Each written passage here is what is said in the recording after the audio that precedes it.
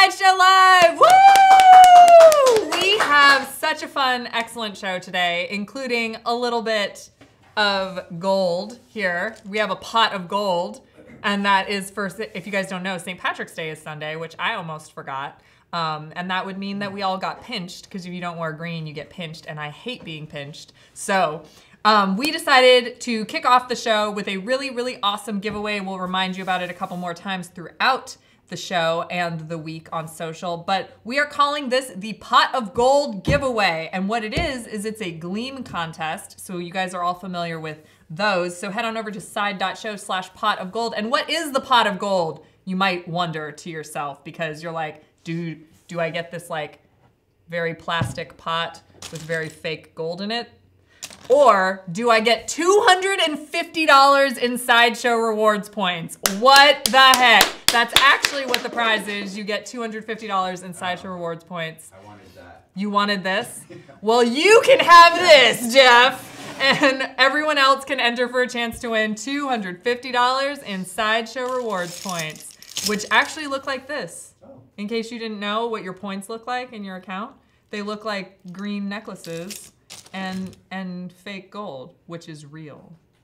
So it's not fake. Anyway, so you guys, that's so awesome. This giveaway runs from right now, until next Tuesday, March 19th, and we will be announcing the Pot of Gold winner next week on the live show. So tune in for that. Fingers crossed, hopefully it's you. But yeah, side.show/pot of gold. So let's just start out with some good news right away, right? Yeah? Anyway, so what we have on the show today, first off, it's kind of an awesome nostalgia show. Like, we put that kind of together, intentionally, maybe, but we have the Donatello statue from TMNT, Teenage Mutant Ninja Turtles. Sorry, everyone who's just gonna be like, Susan, don't call it that. Is going to be in the house. We also got some really rad pics of how you guys display Donatello, which we'll be showing you guys there. We have a Masters of the Universe segment that includes Orko. I love Orko, he's so cute. He's so cute. And the Evelyn Classic statue. Then we have a new Let Your Kid Sideshow challenge, so that's fun. And then we, of course, have a very special guest in the house today. If you guys like Jaws, if you guys like Close Encounters of the Third Kind, there's like Escape from New York. His resume is crazy awesome, and like we are going to be doing an exclusive interview with Joe Alves. That's so fantastic. Thank you, Joe, for being here. And then you guys can ask all the questions. He's a production designer, and among other things, I got like a little bit of a story that I can't wait for him to repeat on camera. So that is what we have going on today. And right now, let's take a look at our featured collector. Featured collector. I'm not even going to try to pronounce your name because I will butcher it, but you have an excellent collection there. Wow. Oh my gosh, I like the Apocalypse with Phoenix display. That's really, really cool. Oh my gosh. Thank you. I'm good. Oh my God, Chaitanya. I feel like that's probably correct. Chaitanya. Thank you so much for sharing your collection with us. That is an excellent display and a rad collection. If you would like to be the next featured collector, head on over to side.show/blog and click the Apply Now button. We love seeing what you guys have on display, so please, please, please submit, and you can be featured on the live show and in our blog. So yeah, that's awesome. You guys, we have our first break, and when we come back, Donatello will be here. You're watching Sideshow Live. We will be right back. Designer toys are an expansion of any character. They're pushing the boundaries of realism. Cohesive in its incohesiveness. I had a burp, sorry about that. Sorry.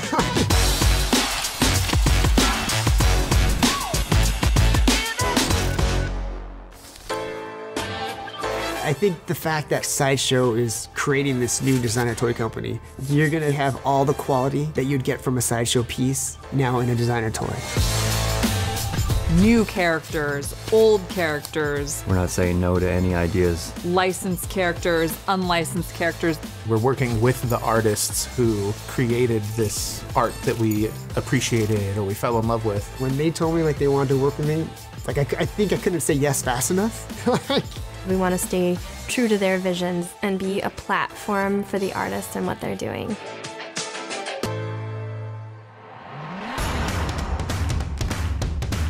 One of the most important aspects of Unruly Industries is retaining the artist's original voice and intention for these pieces. this goes back to like what's so great about designer toys and how designer toys are whatever your imagination can think of, and it becomes that toy. All my artwork has always been reflective of like indigenous cultures. So like, I think it's just something about that always wants to come out. I was on a podcast a while back with Mark Bricky, the Adventures in Design, but he was like, dude, everything you do looks like it could kill you, but it's also like super cool, you know? Like, I do sugar skulls. It's kind of an infusion of kind of my two cultures, kind of Mexican and American. So many of what I do is just stuff that I love. I don't know how to like convey how excited I am about this project, because I think it's just gonna be bonkers, off the wall, brilliant.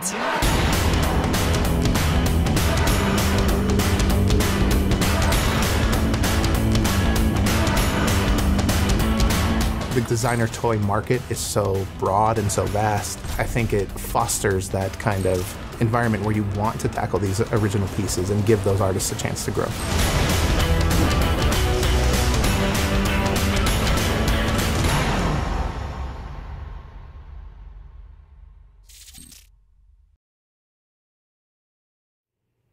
Hey everyone, and welcome back to Sideshow Live. What a cool video of our Unruly line. Unruly Industries is a brand new designer toy line that we're doing. Most of them are up for pre-order, and then we have another batch that goes up on Tuesday, so stay tuned for that. Right now we have Donatello here in the house. This is Donatello statue.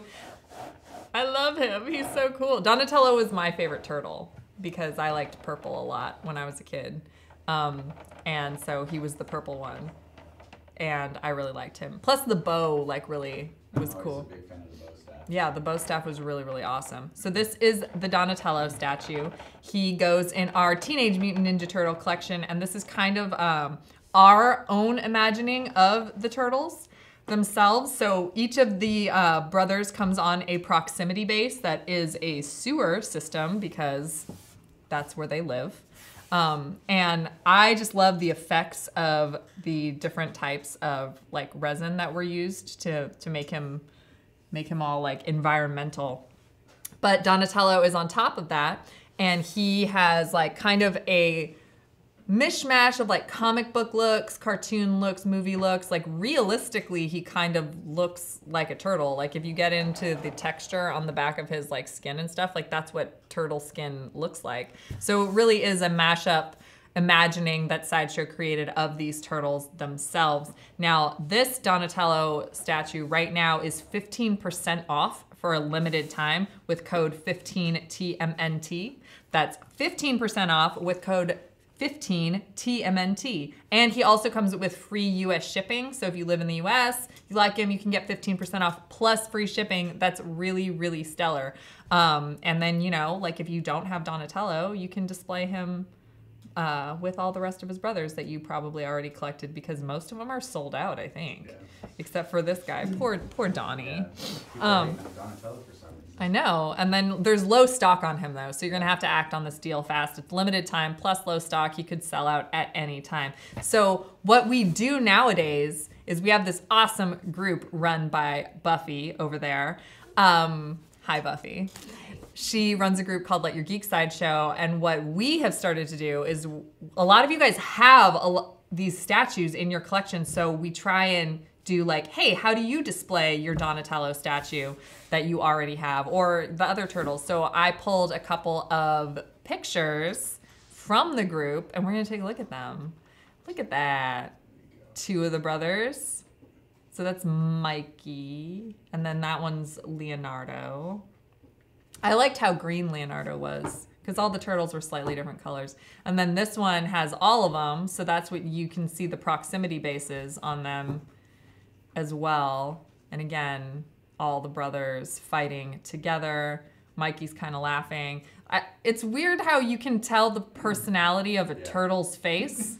Like, I'm really, really impressed with how our artist did that, because if you look at it, like, you're like, oh, that's a turtle. But when you see them all together, they all have like different faces, and like Mikey's kind of the jokey one, so he's kind of laughing, and like Raph is super serious, and you know, it makes a difference in my opinion. Anyway, again, thank you guys so much for submitting those photos in the group. Hopefully the next call out that we do is something in your collection and you can wind up on the show. So head on over to side.show/TMNT Donatello. Don't forget the 15% off discount code, 15TMNT. That is a limited time offer as well as the free shipping. So pick him up before he is out of stock because he is low quantity. You guys, we are up on another break. And then when we come back, we will have Masters of the Universe. We're going to, well, I guess we're going to Grayskull, but not really because Evelyn, doesn't she live like on, anyway, semantics. So we'll be right back. You're watching Sideshow Live.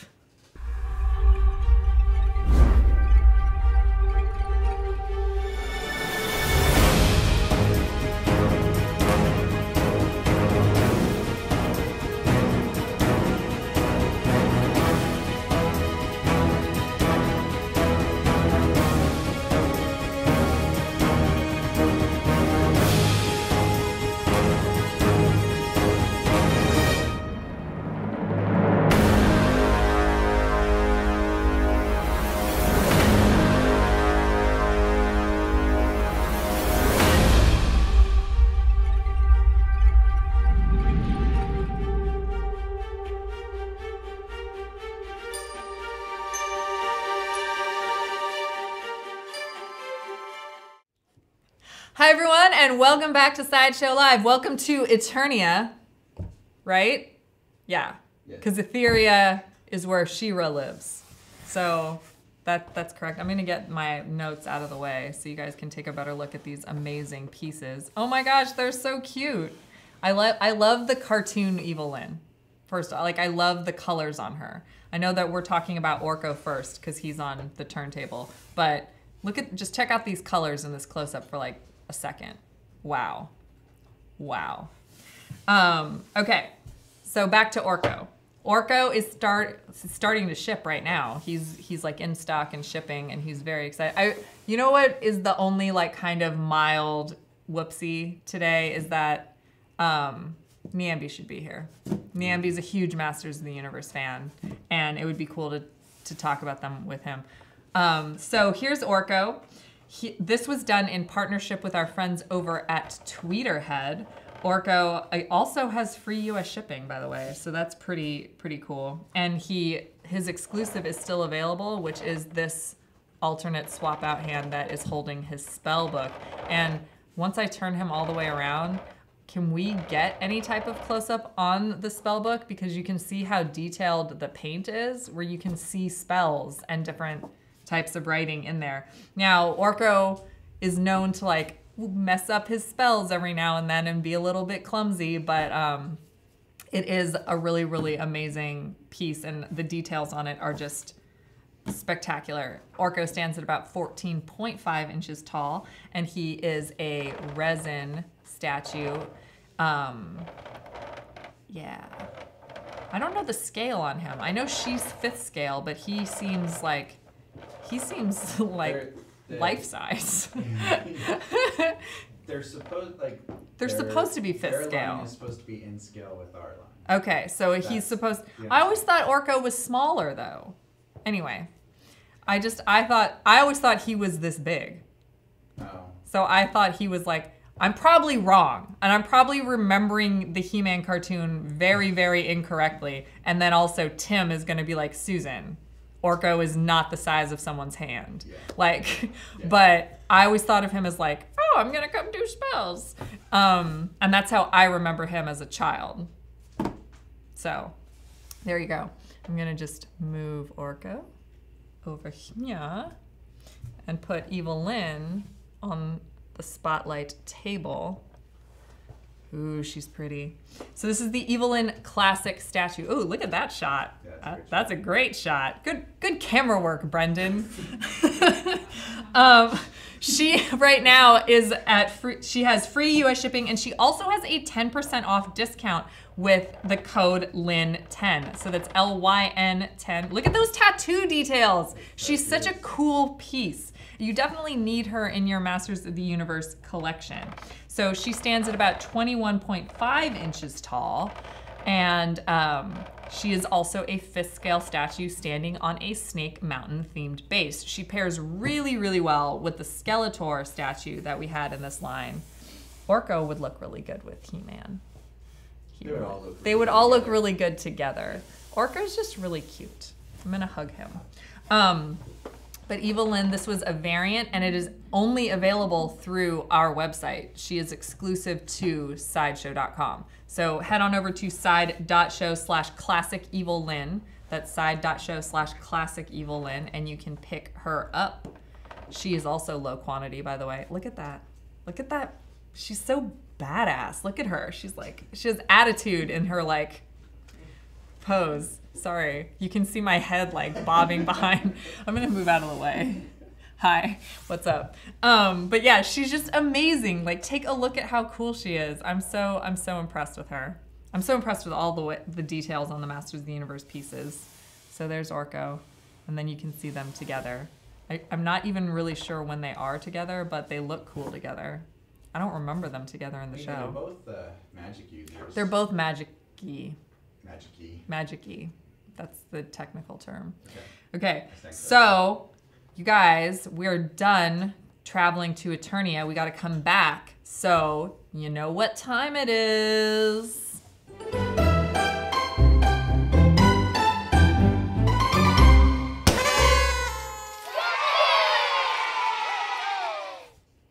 Hey everyone, and welcome back to, what is happening behind me right now? They just turned off the lights. Oh, it's because we're not in Eternia anymore, so we had to travel back to Earth. The travel's taking a little longer. So we're not, our transporter system is not quite up to speed. It's not quite like enterprise level tech. All right, this is amazing. I love it.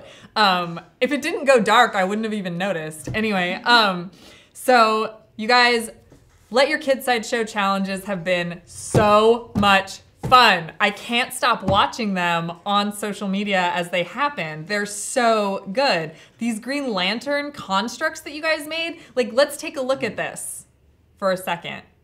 It's a kitty made of kitties. It's a kitty made of kitties. That is fantastic. Oh my God. And especially because there is a canon cat in the Green Lantern universe. Dexter is a Red Lantern. Do you see that he stapled Ryan Reynolds' face on his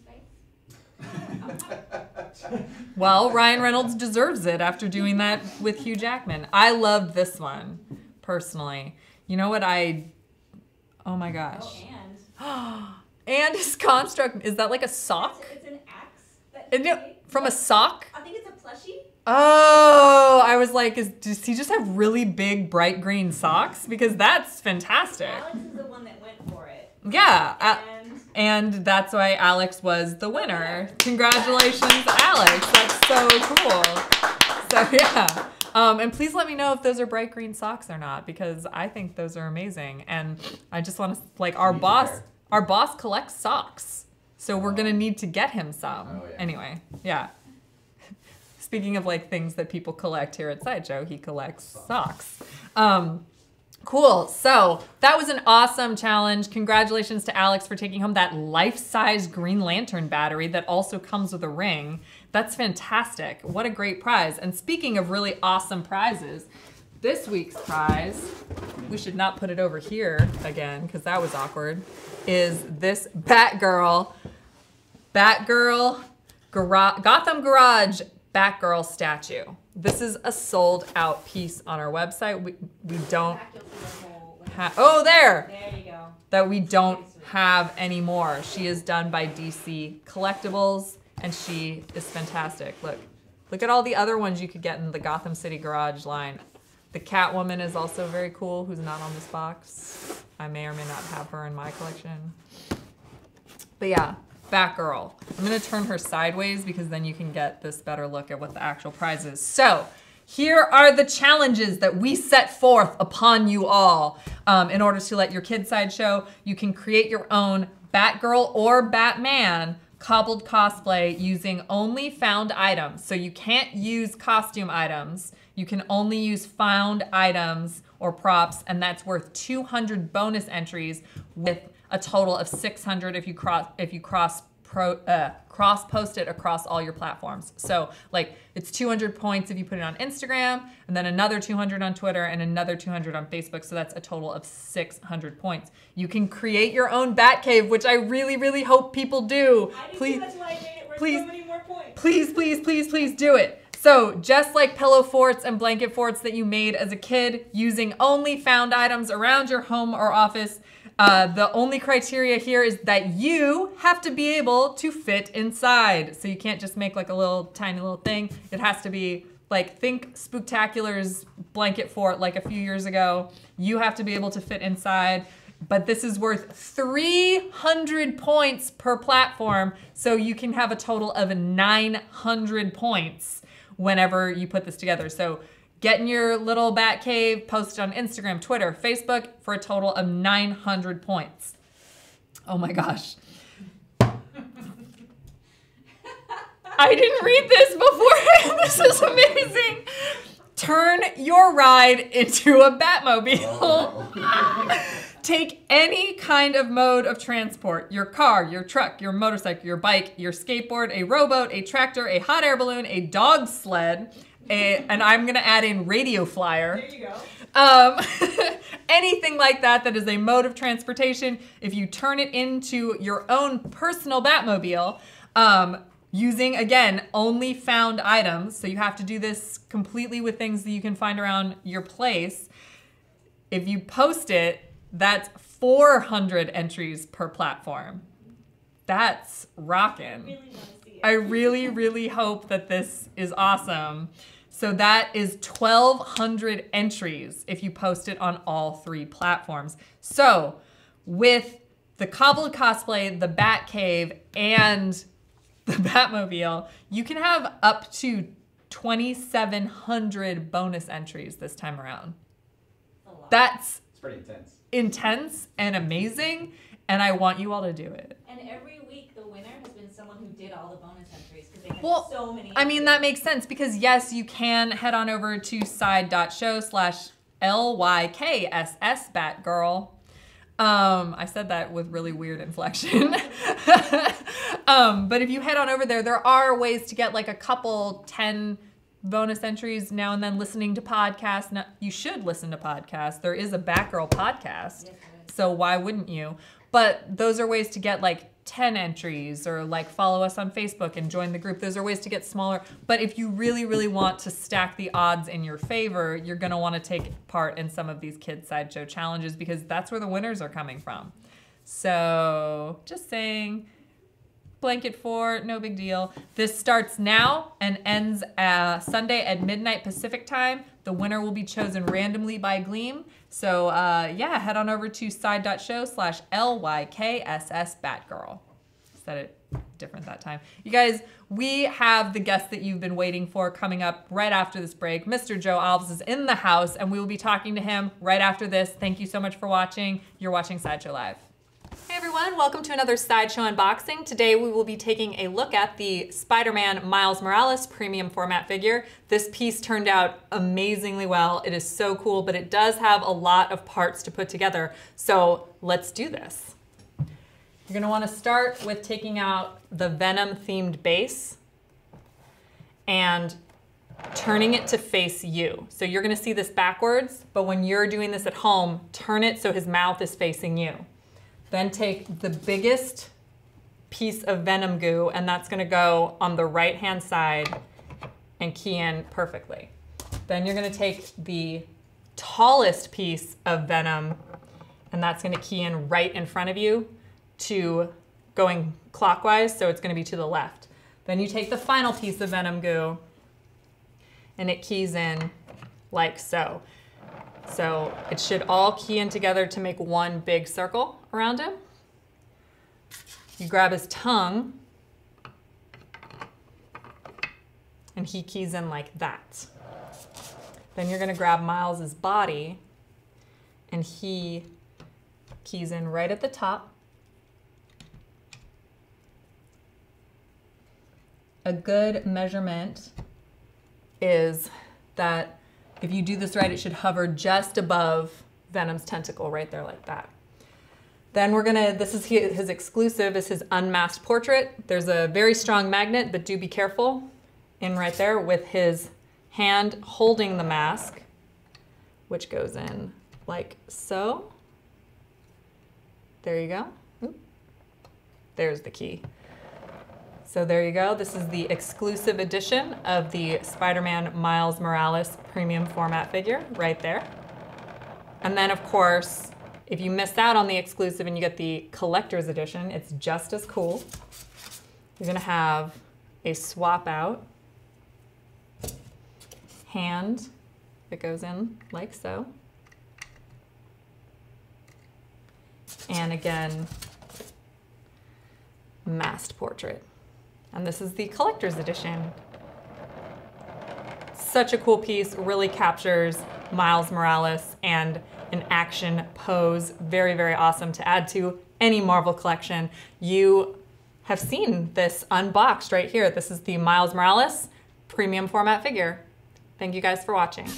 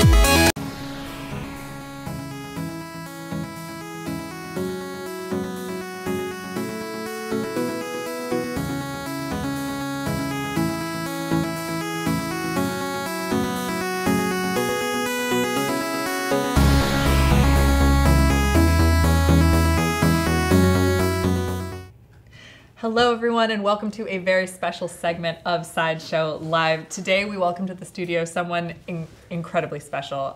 His designs have defined movie history in a lot of ways, including very, very large films like Close Encounters of the Third Kind and Jaws. They're just completely one-of-a-kind films that have never been able to be done again, and they're just legendary in our time and in their own time as well. So please welcome to the studio, Joe Alves. Thank you so much for being with us today, Joe. Oh my gosh. How are you? I'm good. You're good? Yeah. Yeah. We were just talking about Joe's amazing jacket that he's wearing. Oh, you want to see the back side? Yeah. Can What you do show I do? them? Stand up yeah, to you the can room? stand up and show them the back. It's a Jaws 3D jacket because among your many credits, one of them is directing Jaws 3D. Oh yes, 3D. That's fantastic. What a problem. So Joe, where did your career start? How did you go down this path of production design? Oh, well, if you want to start way back. We can. When I was in art school, I was my second year art school, I think. I just turned 19 and I needed a summer job, basically. And I'm from the Bay Area, so I didn't want to move back, for the summer to go back home. So I wanted to find some work in the summer. And a friend of mine said, "Oh, my wife's father works at Walt Disney. Maybe you can get a job there." And I thought, well, yeah, maybe I could sweep up. I just turned 19, I've been 2 years in college. And Chenard's Art Institute is now Cal Arts, and so I had some pretty good training there. Anyway, he just happened to be the guy that did the hiring for the artists. Oh. So, you get hired as as a trainee, then an in-betweener, then a breakdown artist, and then if you're years later, you become an assistant art animator, and then an animator. So I took my portfolio there, and I said, I don't think I'm ready. I thought I'd sweep up or something. And he looks at it and he said, well, you're too late for the training program. They train you to draw Mickey Mouse. But we could put you in special effects. So, okay, so I got this job. I go in this room, and there's this woman there. And I said, what do I do? And she says, there's this glass table that spins around, and 3 holes in these papers, and you put it in. She says, and you draw in between. I said, oh, I could do that. Yeah. That's pretty cool. So anyway, she's working for Dwight Carlisle. So she's a breakdown artist. She's working for Dwight Carlisle, who's an assistant animator, and he's working for Josh Metter, who is he did the Night on Bald Mountain for Fantasia. He did the Fire in Bambi. Dwight is the premier designer for special effects. So I'm showing how to, she shows me how to do it. After a couple of weeks, she says, oh, I have to leave. You work directly with Dwight. Oh my God. So I skip, After about a month, I'm working now for the assistant to the biggest, And they have a contract with MGM to do this thing called the ID for a movie called Forbidden Planet. And so now I'm drawing this. Now the ID is going to be done. They don't want ink and paint. They want to photograph it in color, a red and blue. They separated the colors that way. So we have the intensity of the inside would be red and the blue. Oh yeah. So we have to do 2 layers to every frame, and we're working on Technoscope paper, which is this big, so it's really hard to flip. So now I'm assisting the assistant of Josh Metter, and after a month he has to go to the hospital. So now I'm assisting Josh. And I'm this 19-year-old kid drawing the ID for Forbidden Planet. And I'm handing out work to other people, so I become assistant animator after, about 6 months. Oh my gosh. And that's how I started. And what's funny about Disney at that time, I'll never forget this, because I'm working on Sleeping Beauty, and I'm doing a little... Sorry, you're working on Sleeping Beauty. What? One of the fairies is holding a cookie. I have a round cookie, and this guy says, no, it looks like Mickey Mouse ears. And it's Walt. And he says, that's what the cookie should look like. He wants to make ears. So it's like a secret hidden Mickey that he puts all over the So place. I said, thank you, Walt. And he used to walk around, correcting things. So that's basically how I started. And I did that for a while, but I really wanted to get into live action. Okay. So I left Disney after a few years because it wasn't my kind of thing. And I worked at a little theater called Hollywood Playhouse. And we did live shows, and I did the sets, and I built up a portfolio of sets. And then I walked around with a portfolio, and everything's so different today. Then yesterday, or 50 years ago, let's call it that. there was a studio system.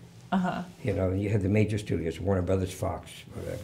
And so you either started in the art department, you started as a set designer or an illustrator, or a junior, and then you work so long, and then you become a senior. It's almost like an apprenticeship. It's an apprentice kind of thing. And so you're the last to be hired and the first to be fired. So you bounce around. I went to MGM, I worked on Mutiny on the Bounty, drawing a piece of a boat. I went to Fox, and I worked on from the Terrace, and then Warner Brothers. I worked on Ocean's 11 and My Fair Lady. Well, I mean, it's just little things. So you're in the, you know, you're up in a somewhere. Just My Fair Lady. You well, know, no, I know, but you're just doing little things. I'm drawing a pot. I'm drawing something, you know. So you do that until then you become a senior, and then you find a home.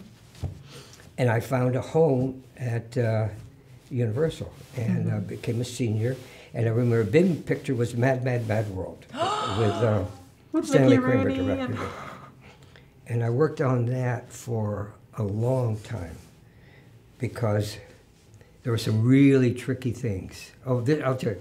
I don't know how long you want me to talk about this. But you talk forever. I'm listening. All right. So we were set designers and model makers. So I made this model of a gas station, and it's supposed to break down. It sort of falls apart. So I did it with little Monmouth Phillip lines here, and I had the walls fall. I had a light water tower would collapse and all this. And so I took it to Kramer's office, and this was supposed to, so he could study it. And there was a young director by the name of John Cassavetes, and he was just, he was just enamored with this thing, you know. And so that was really cool. So they sent it to Palm Springs, where Stanley was shooting. And the cleaning ladies came in, and they thought it was a toy from a previous 10. And they threw my thing away. All that work. Could you imagine doing all that work and then? That's like heartbreaking. Oh my gosh. But basically, my next step I wanted to become an assistant art director. And it was all studio systems. So you got your work from the head of the art department.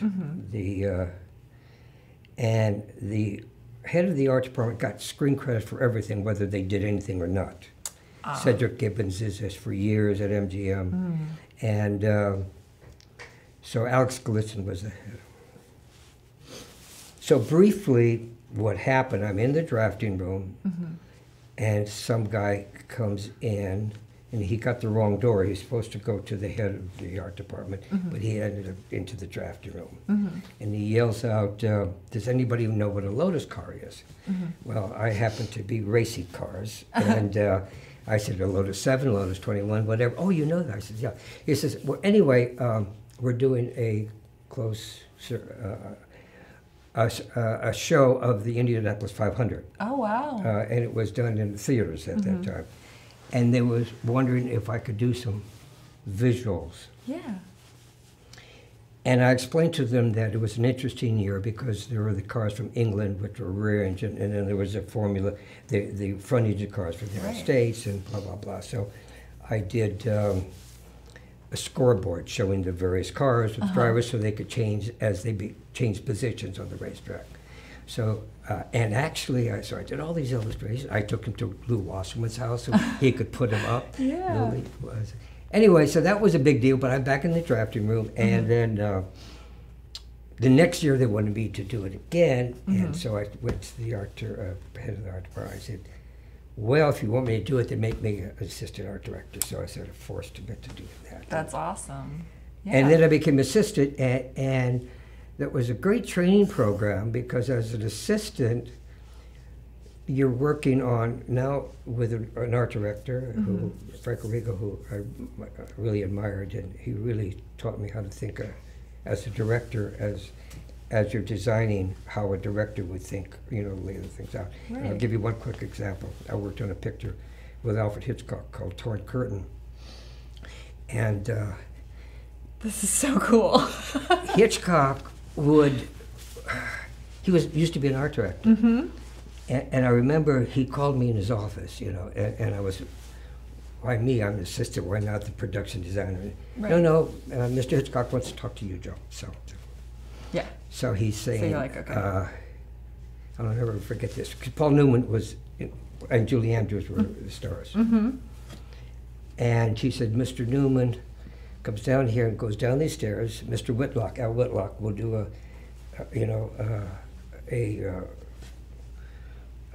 effect shot, you know, and then you come over here, and then he walks over to the desk, and he leaves. I said, well, what about the reverse shot? What about the, no. As I said, he comes here, goes here, and that's how Hitchcock worked. We would build half sets for him. He wasn't one of these directors that want everything, then couldn't figure out what they were going to do. He had everything planned. And I'll never forget that, because the economics of making movies is sometimes you build so much that you never use, because the director doesn't know what the hell he's doing first. and they just, you know, well, give me everything, then I'll see what I want. Where Hitchcock would make that decision first. You know, and so that was a great learning period. Absolutely. Very cool. Anyway, anyway, I became an art director. I did a series called Night Gallery. Remember that, Rod Serling? I love Night Gallery. I was going to say, yeah, Jeff here remembers that. Rod Serling was a really cool guy. Yes. And we had so many sets, probably sometimes 20 sets a week, because we had sometimes 2 or 3 different episodes with different directors. I'm running around showing them sets. I've got, you know, some Schwartz, John Badham, and this kid called Steven Spielberg. Yeah, you know. that kid. Yeah. And so I got to know some really good directors, or will become good directors. So Night Gallery, I did 3 seasons. That was probably a great experience as a designer, because you had to first think. The directors didn't have time to tell you how the sets were going to be. You just either built it or you found a set and revamped it, and you said, the guy comes in here, he goes over here, and they would deal with it, you know. Some better than others. Schwartz was incredible. I would show him what I had, and he'd find a way of doing it even better than I thought. And so when they fired the first director on Jaws 2, I brought him in as the director. But so anyway, Night Gallery was incredible. And I met this young director, Steven Spielberg, and we did a couple of television shows called A Psychiatrist, which didn't last long. And then there was a movie called Sugar Land Express. And that was his first movie, and my first feature film, basically. You know, I did some television movies. So then that led to working on Jaws eventually. Jaws is quite different. Okay. How did Jaws work? Okay, I'm a studio guy. Yeah. You make it scale, but you have a regular job. Pretty much all that was away until the 70s. The studios started to break up. Then you had to go out and look for your own work. So David Brown and Richard Zanuck were the producers on Sugarland. They're huge. I mean, they did big pictures. And Dick actually was the president of Fox at one time until his father fired him. And David Brown was the literary guy, and his wife was Helen Gurley Brown, who was the editor of Cosmopolitan magazine.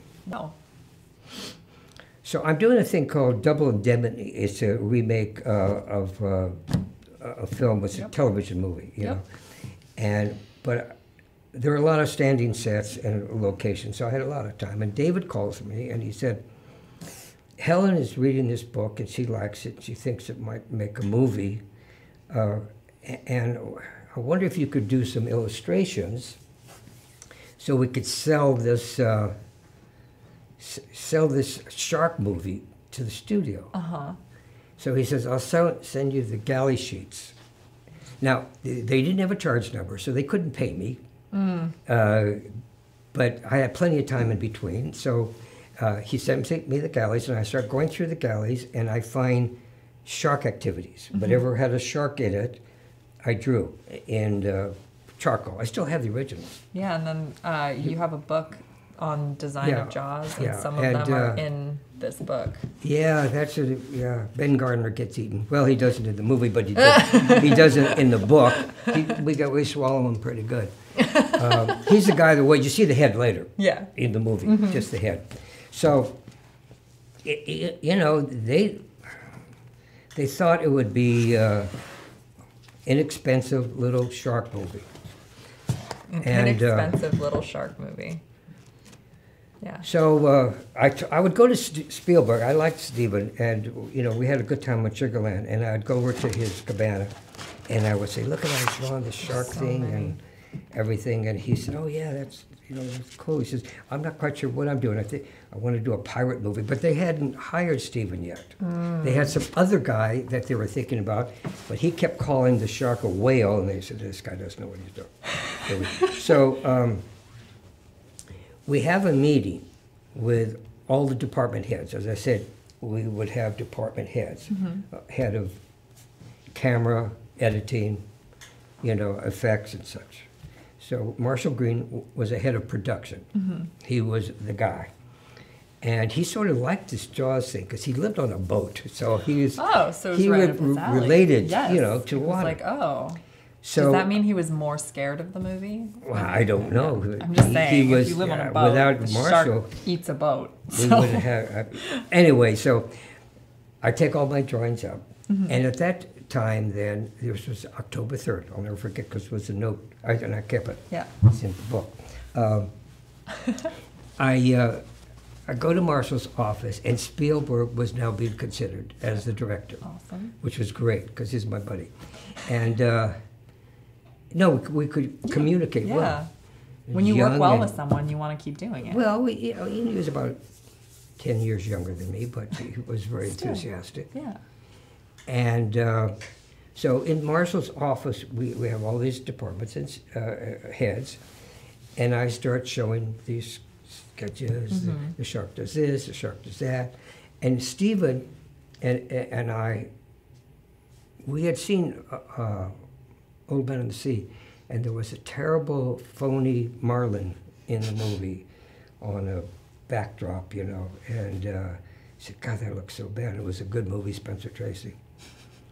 Our shark would be full-size, 25-foot shark in the real ocean. No tank, no backlot stuff. Full-size shark. Okay. Well, I explained that. In that's what we want to do, 25-foot shark, and the Marshall looks over the effects guys and said, "What do you think?" And they said, "We can't do that."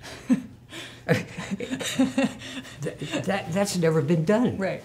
Yeah. I mean, we'll do it on the lake and we'll do it with a backdrop, but it's never been done in the real ocean. Besides, if we even tried, it would take a year and a half. Besides, we have bigger movies like the Hindenburg that we're working on. Right. And Marshall got a little upset, and he said, "Jaws could be a bigger movie than the Hindenburg." And everybody laughed, This shark movie's going to be bigger than the Hindenburg? But, I mean, I haven't seen the Hindenburg. The Hindenburg. I've seen Jaws. No, I haven't seen it, but I've seen Jaws every year. It's a big balloon that blew No, I up. know what it is. I just haven't seen Anyway, anything about it. So we're, everybody's, Chuck, oh, he's going to be bigger than him. But no way. Anyway, everybody's leaving, and I'm collecting my papers, and I start to walk out. Marshall calls me back, and he says, "Can you get the shark made?" And I'm thinking, why not? I mean, why not? Okay, he says, "Well, take it off the lot." Now, that was never really done. Everything was done pretty much in-house. All the effects, everything was done Warner Brothers. See, it was like when MGM farmed out that to Disney, that was unusual, but they wanted, Yeah. So he said, just take it off the lot and find somebody to build it. And so in meantime, I had to study about sharks. I went to various places and learn what a Cacardum coccarius is, which is a great white shark. Yeah. And I met this guy, Leonard Campagno, who was an expert on sharks. And I started researching that the perfect white shark is 12 feet long. Then they get girthy, okay?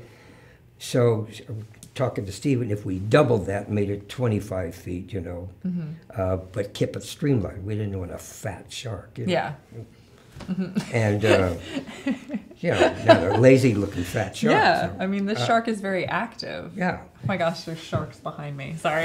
Yeah, well, anyway, so I was very fortunate. So in the book, you'll see a piece of sculpture I did, Find it. about 4 feet. It's towards the front of the book. Okay. And it's, let's see. Anyway, so we were going to make it 6 times bigger than that. And then I needed to find somebody to build this thing. Mm-hmm. And I looked around and I took it to... Is it this?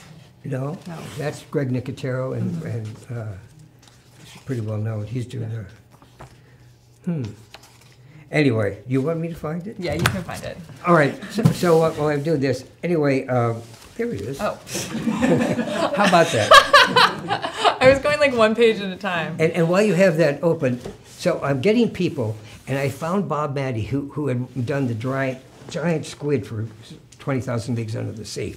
And he was at amazing. Disney for years, and he retired.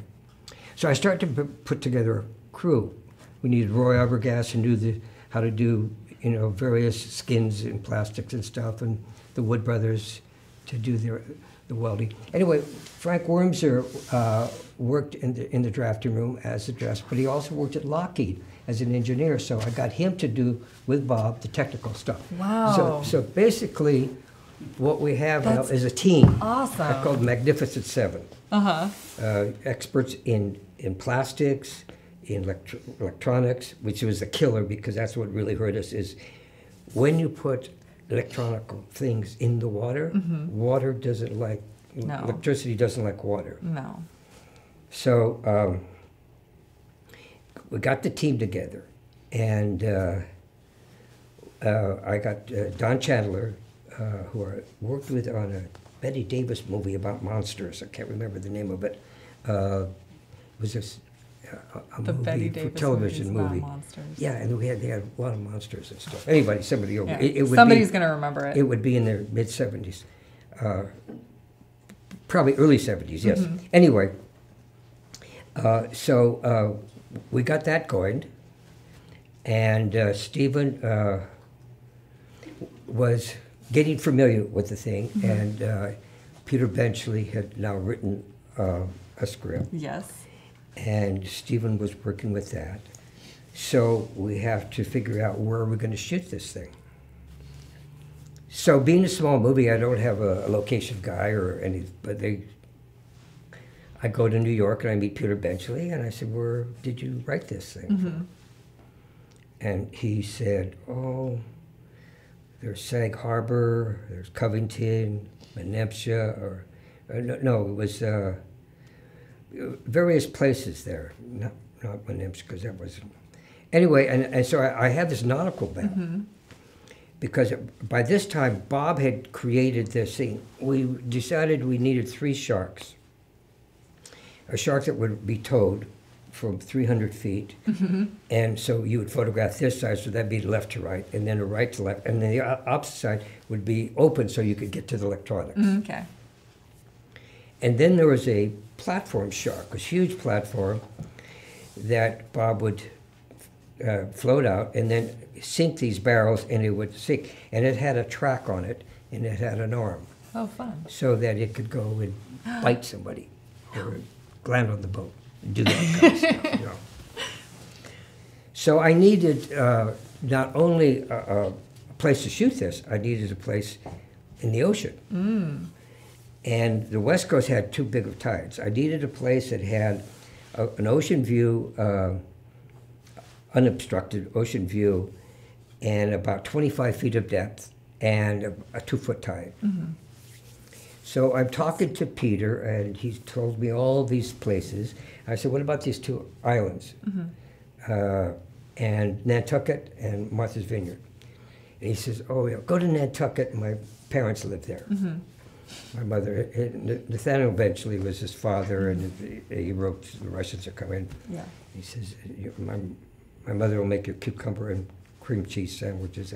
That's a big thing back east, Yeah. you know. So I said, what about this other island, Martha's Vineyard? And he said, no, there's nothing there. So I make my trip all through Long Island. I'm looking at beaches and they're covered with snow. And I said, oh, that's a great view, but beach. Anyway, so I get to Woods Hole and I take a boat to Nantucket, and the weather's so bad and the waves are so high, they turn around, they come back. So I'm at Woods Hole and there's a boat to Martha's Vineyard. And that's not too far away, so I figured, okay. Yeah. So I go to Martha's Vineyard. So it's almost like fate. Huh? It's like fate, like you had to turn back. It was unbelievable. Yeah. And I go through Woods Hole, and it was a little too cute, and then I get to Edgartown, and it was perfect. It was just beautiful white picket fences, sort of Georgian, you know. Yeah. I said, oh, this would be a beautiful little town to be destroyed by a shark. You know, because it's so proper. It's so, yeah. And between Woods Hole and Edgartown is this bay, and it happens to be 25 feet of depth and a 2-foot tide. So it's and perfect. then I go to Menemsha. And Menemsha is an old fishing town where I need to build Quit Shack. And it's just perfect. All these little shacks, and right at the beginning of it is an empty lot, just filled with garbage. And I'm thinking, oh my God, you know, David Lean would have built this whole thing. I was a big fan of David Lean's. Yeah. You know, he big movies. And there it is. So I'm very excited about it. I call Stephen and tell him, and he said, okay. And I take, what you did there is you took pictures, and then you get back and you make pan shots. Yeah. And No iPhones would just, with iPhones just do that now. Oh, I've changed? Yeah. We used a thing called film. Oh, film. Remember that? Oh, yeah. Yeah, and you had to go, and you had to wait, you know, days to and get you had to develop it. They had to develop it, and then you cut the pieces together and say, oh, that, you know. So you did all these layouts. And so then I brought Stephen, and he loved it. He had one other place, his friends, I can't, Milius or somebody like that, recommended. We went there, but Martha's Vineyard had everything. Except we had the Chappaquiddick thing, the Bob Kennedy thing. And, no, Ed Kennedy, when the woman died in his car. And Richard Zanuck was very afraid of that. And also, Dick Zanuck, being from a wealthy person, said, I don't think the wealthy people are going to like us shooting this. Nobody's ever shot a movie there. And you've got people living there that are, you know. Yeah.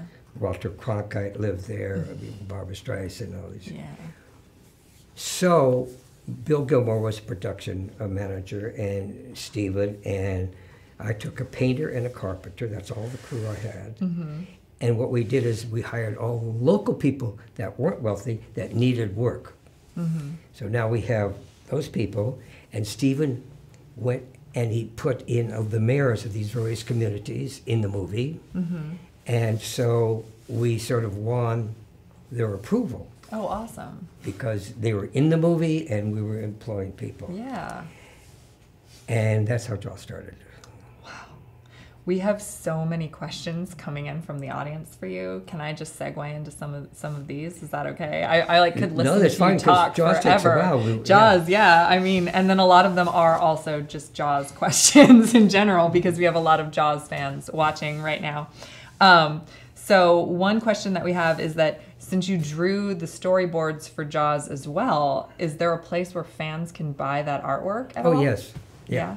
JoeAlvesMovieArt.com. Oh, it's like right on the bottom of the screen. JoeAlvesMovieArt.com. And that book will be on sale for a short time at a very reduced price because Titan has purchased it, and they're coming out with a different cover with another 50 pages. Oh my gosh. And that'll be in the spring. So then this is a special... Well, this was done primarily for Catalina Island last year. Right. We also have a question about that. Tell us about because they had Catalina. a show there for April to September, and we provided that. And Greg Nicotero, who's a big Jaws fan, it was great. You walk into the museum, and there's the Jaws exhibit, and there's my storyboards and Frank Wormser, and then there's a shark head that Greg accompanied me, and then you walk around, and there's the 3 characters standing on the stern of the boat. And they're so real. Well, you guys know how real they are. Yeah. They have hair on their arms. Yeah. You know, and so that shocked everybody. And Chris provided the original cage and stuff that, you know. So we have a lot of Jaws collectors. Yeah. Chris Chris he's here. a big collector. He is. And he's got me involved in a lot of this stuff. So that's where the book is, and also some of the storyboards. I sell those at reduced prices. Wow. So that's awesome. So big Jaws fans, head on over to Joe's website. You can get storyboards and this book in its pristine condition from Catalina. So we have, what is your favorite memory of working on Jaws, and what type of little touches did you put into the production design that are like Joe, very much you, personal touches? We try to do a lack of color, a lack of red. Unfortunately, when a little kid boy ran out, he had a red bathing suit, and it just freaked me out because I told Stephen, it's red, and we don't have another suit. You know, you try, you know, and so I painted everything off red, so that when we saw the blood, it would be really powerful. Yeah. We hadn't seen red in the movie before. The cabanas were sort of all orangey. The Quid's boat was sort of a maroon stripe. So we try to stay away from red. But the little Kittner boy that gets, in fact, he's on a raft later after they established. I directed that sequence because Stephen had already left, where the shark eats the kid on the raft. But the touches were basically, it was a different job. Doing the sets, designing the sets, that was it. But I was coordinating between Bob Matty and Stephen, and working on the storyboard, shot by shot by shot. And here's something that I have to clarify, because I get so upset when people say, well, the shark didn't work. And I said, if it didn't work, why was people so scared? I want to just explain this. Let's go back to the year and a half to make the shark. I got the crew together. Yeah, if the shark didn't work, there'd be no movie, guys. Yeah, the shark clearly worked. But they start off with that. No, the shark didn't work. November, probably Bob got his crew together and started to, build something. November of '73. The book came out in February of '74, and it was such a big success. The studio said, "We're going to start shooting this in 2 months, April, May." Wait a minute, what happened to our? So these guys are working night and day to get the shark to work. And it's never been done. And they hadn't put it in the water. They don't know what was going to happen to electronics. Right. And so I would go to Stephen, and we would storyboard these things out. I would rough it out as I talked to him, and then I'd go back and do more finished drawings.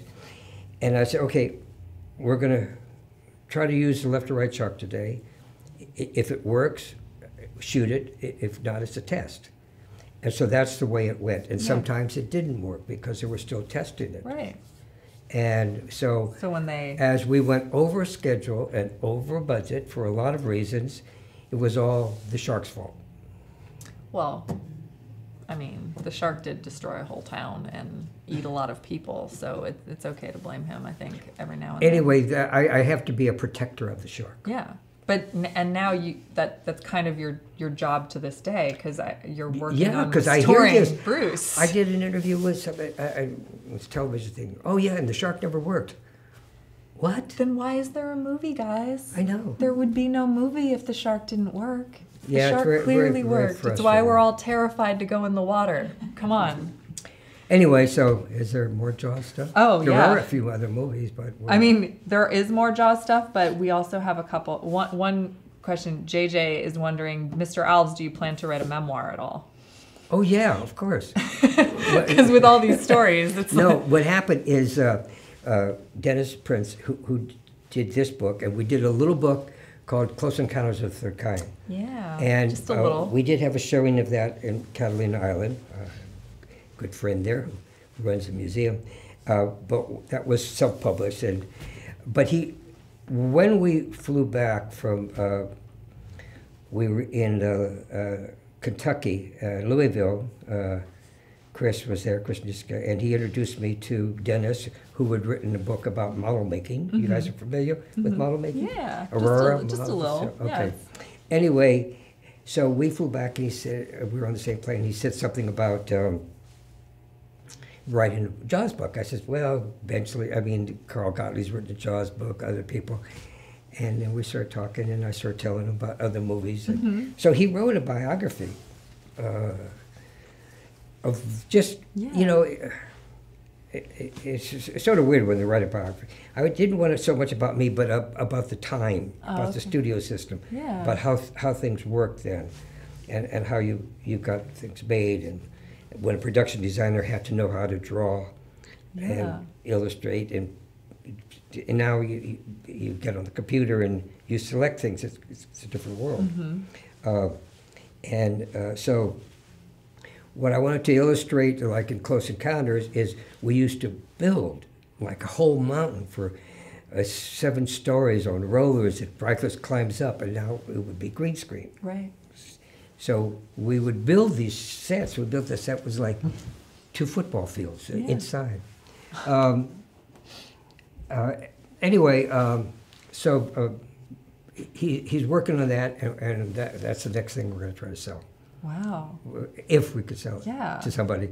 That's and talk about how movies used to be. Yeah, that I think sounds insanely interesting. I just think, you know, and I have nothing against, you know, CGI, because I did work on 2 animated movies towards the end of the last century, which were CGI, and people were now moving from drawing to putting things on the computer and building things on the computer. So I saw that transition.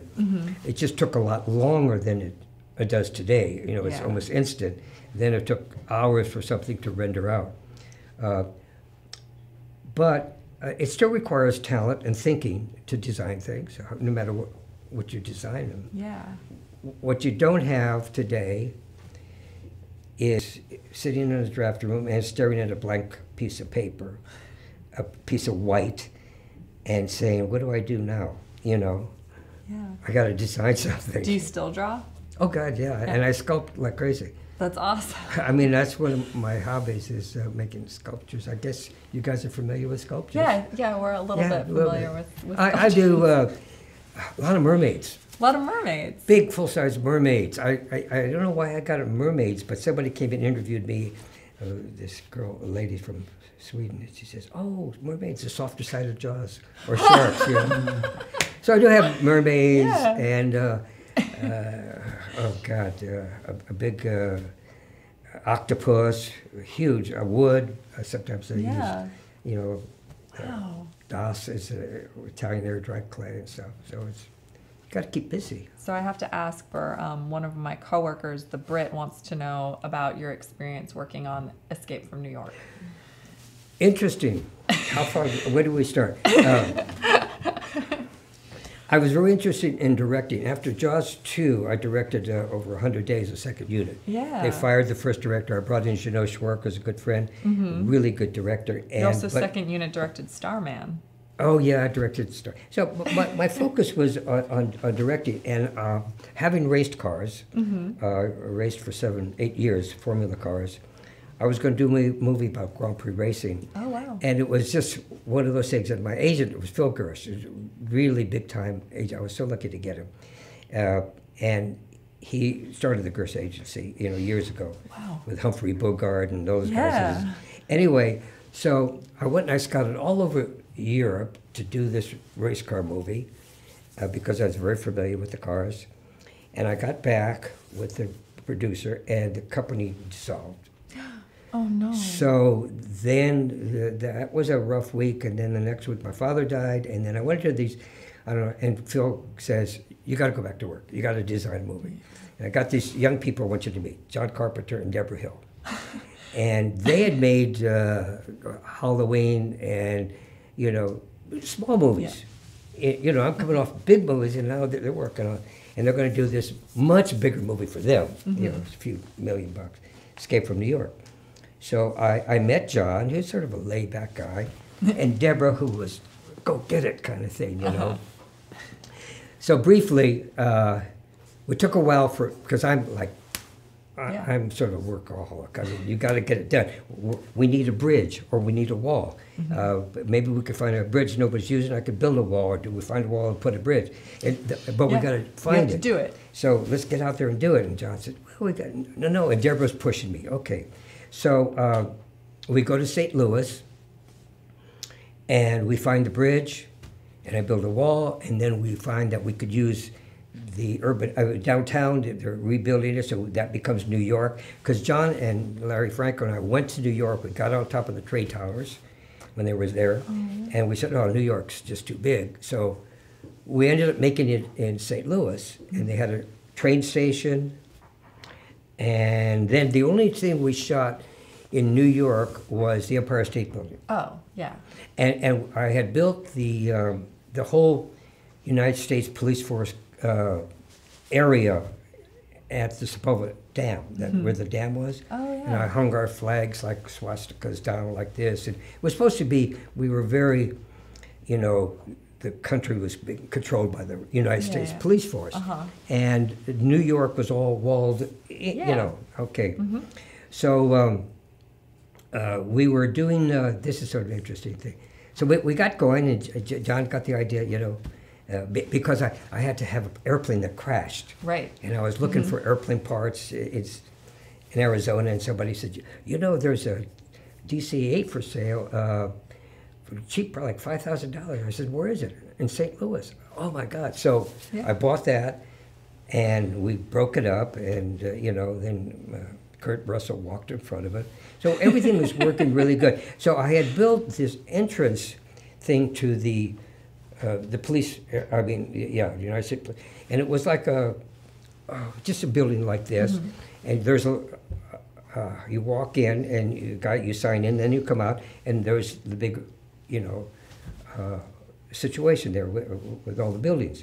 And it's supposed to be where the Statue of Liberty is. So we were so cheap.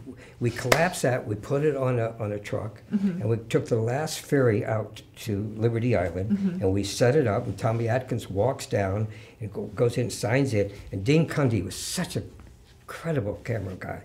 He pans along like this, and he gets to black. He turns off the film, measures everything. We ship it back to LA. He puts it back, same section, continues on, and we're in LA. That's amazing. It was amazing. It was it was fantastic. That's amazing. So the next thing that was sort of interesting is we need special effects. So I go to John Dykstra, who did a little picture called Star Wars. He did the effects for Star Wars. And that John guy. and I had become friends for something. And so Deborah goes out, they're too expensive. We can't afford them. So I just happened to have a party. A friend of mine who was directing something, having a party, and he had this young illustrator that was working for him, and I was talking to him about it, and he said, well, I said, it's so expensive. He said, well, why don't you come over to our place? We're really Harper. We could do the effects for you. His name was Jim Cameron.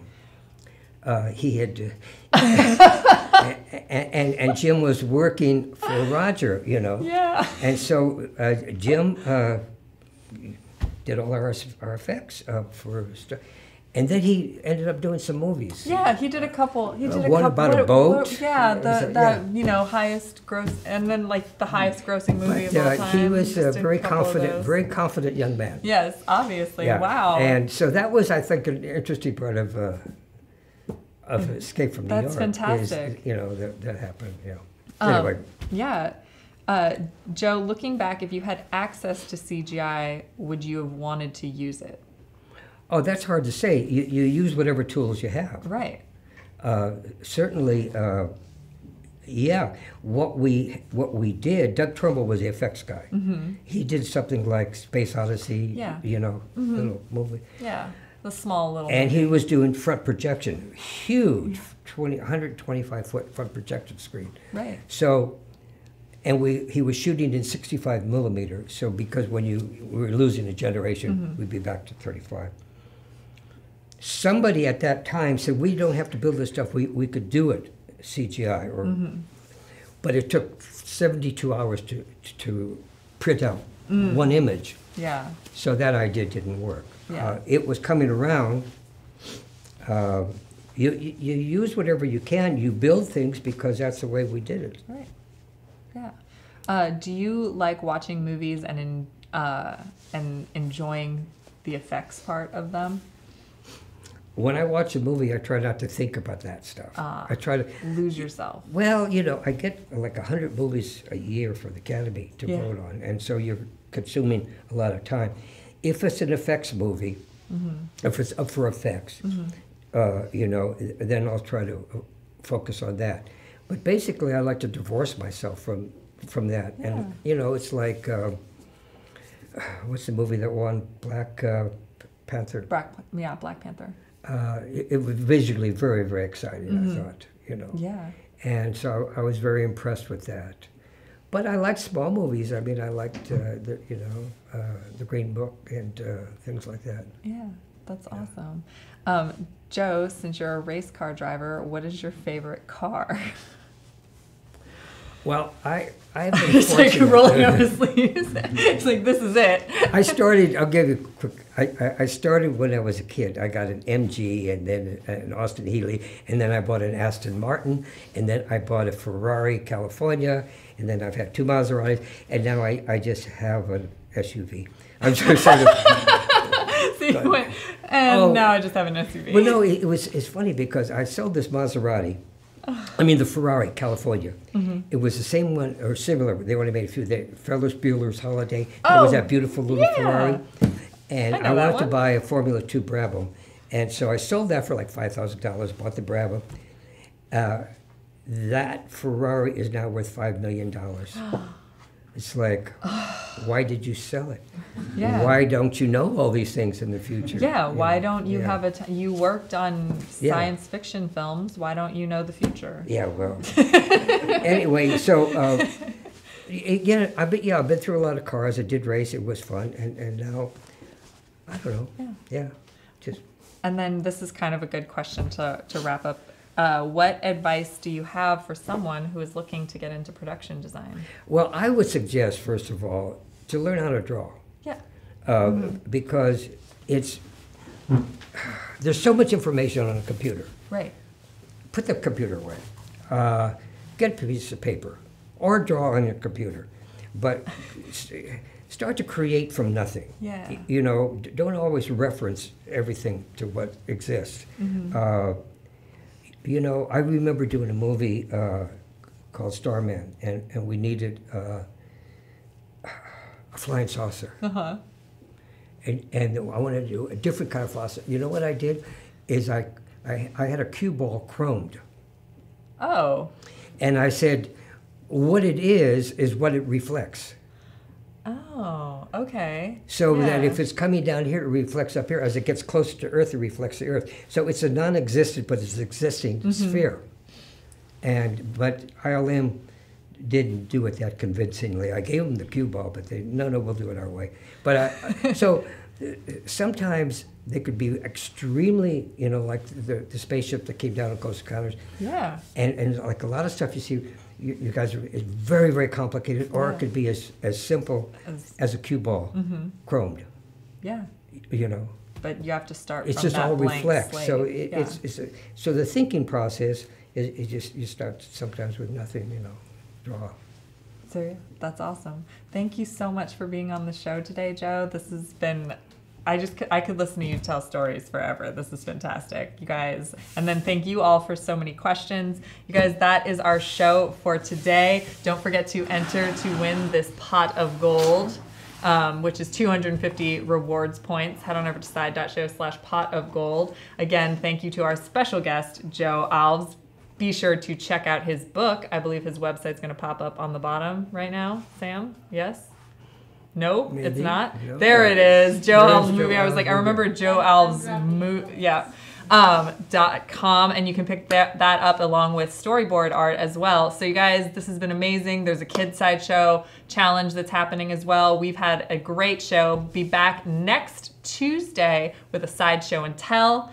And then also a Sideshow Live next Wednesday. So you guys have been amazing today. Thank you to Joe once again. And thank you all. Yes, really was. Thank you. Oh my gosh, thank you. And you guys are awesome. And don't forget to let your geek side show. Thank you guys for watching.